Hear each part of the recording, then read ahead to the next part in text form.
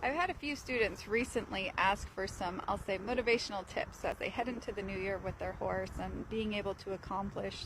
next year's goals, whether they're short or long term. And something I try and remind folks is that the level of success our horse has is dependent on what the human brings to the interaction. So when we learn to raise our awareness, when we learn to become clear in our intention, when we put priority to refine our skill set and the quality of communication that we're offering to the horse, when we become adaptable in our communication with the horse so that we can acknowledge his feedback, we can address it in a way that has value to him and doesn't trigger his fear,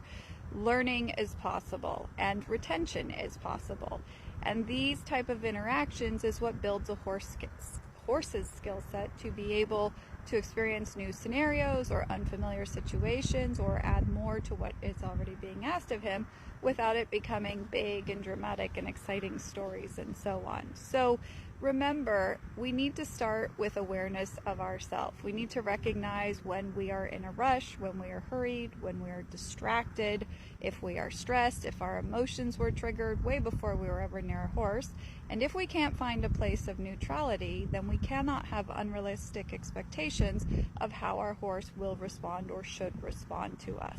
The other thing I want to remind folks is that shorter, more specific quality segments of communication that have meaning to the horse, where he can think and search and try and mentally process and retain what he is experiencing, has far greater value than mindless repetition of patterns until it seems like the horse offers contained obedience and compliance.